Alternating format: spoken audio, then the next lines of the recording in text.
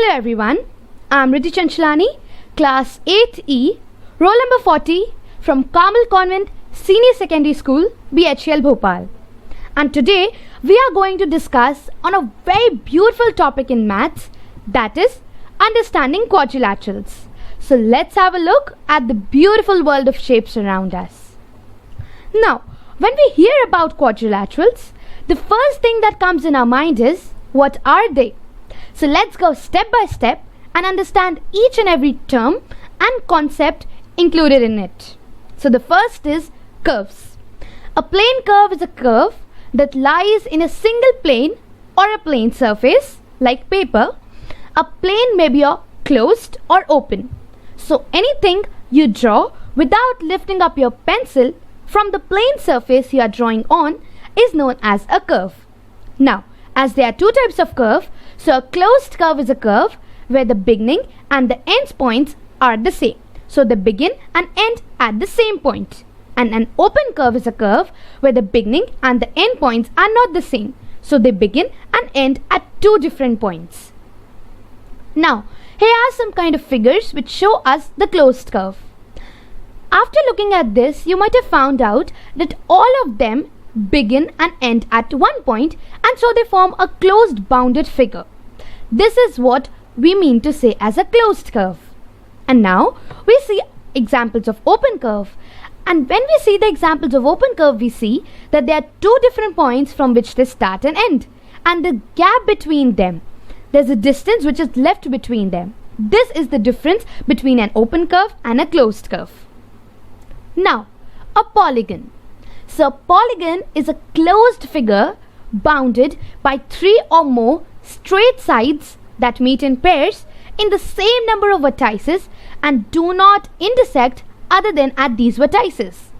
So any closed bounded figure which meets in pairs in only on the vertices and do not intersect other than at these vertices. So this kind of figure is known as a polygon. This is the second step in quadrilateral. Now as you see the figure that is ABCD, it's a polygon as it is closed and is bounded by three or more light segments which meet in pairs and only at the vertices. Now, everything has some kind of components or parts in it. So the parts of the polygon are as follows. The end points of the sides of a polygon are called vertices. So the end points, as we saw in the figure that was A, B, C and D, they were the end points of the polygon. Now, when naming a polygon, its vertices are named in consecutive order, that is clockwise or counterclockwise.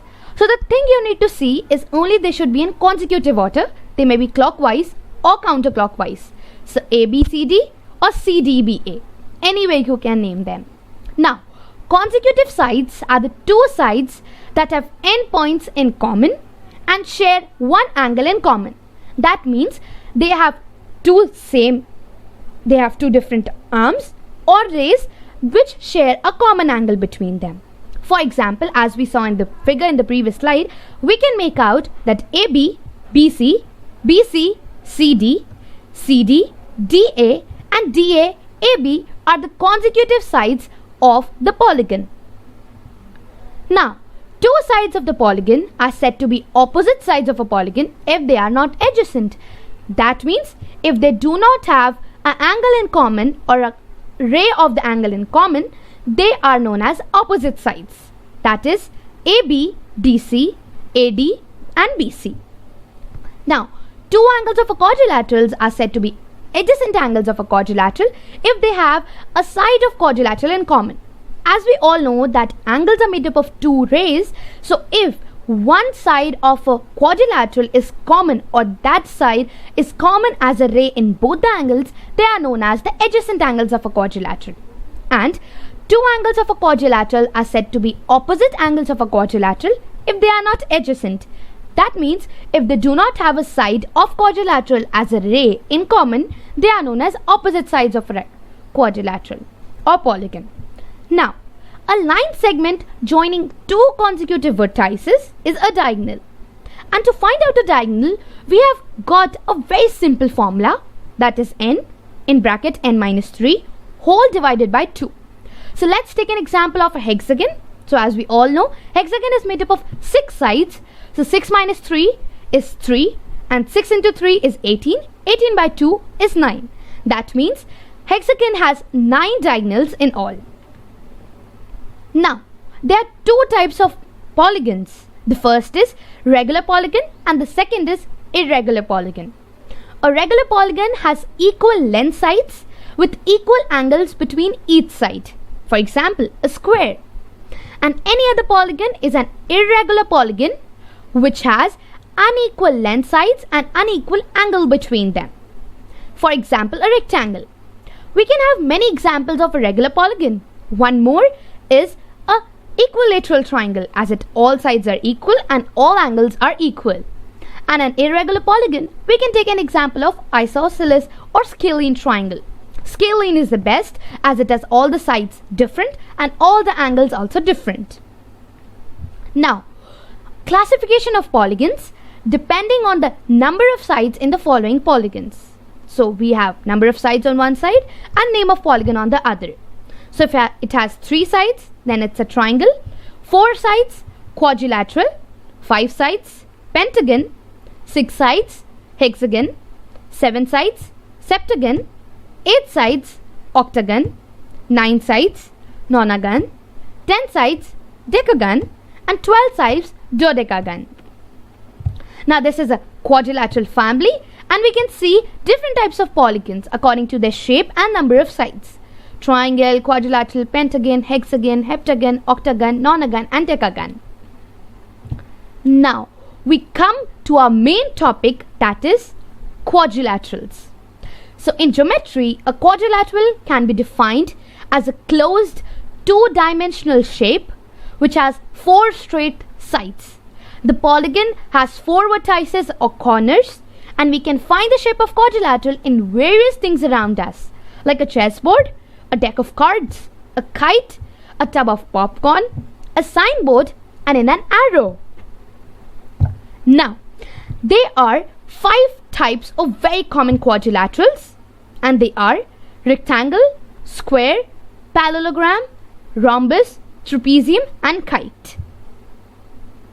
Now, this is a quadrilateral family and we can see how these different quadrilaterals are related to each other and we can see how they are interconnected to each other. Now, we need to study 2 important properties of quadrilateral before going into detail about each and every quadrilateral. So, the first is angle sum property and the second is exterior angle property.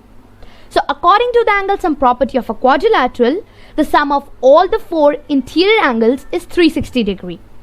And to find the angle sum property of any polygon in this world, the formula is n minus 2 whole into 180 degree. So now let's check whether the angle sum property of a quadrilateral is 360 degree or not. So in place of n, that is number of sides, we'll put 4. 4 minus 2 is 2. 2 into 180 degree is 360 degree. Hence proved. Now, if the sides of a quadrilateral are produced in order, the sum of exterior angles so formed is 360 degree. Through this we prove the exterior angle property of quadrilaterals. So any polygon which is produced in order will have the sum of the exterior angle as 360 degree. Now finally we go to some of the very common quadrilaterals and understand their properties. So first is parallelogram. You can see the figure and understand the properties and also we'll discuss them in detail in the next slide. Now, properties of parallelogram. Opposite sides are equal. Opposite sides are parallel. Diagonals bisect each other. Adjacent angles are supplementary. Both pairs of opposite sides are parallel. Both pairs of opposite angles are equal. And both pairs of opposite sides are equal.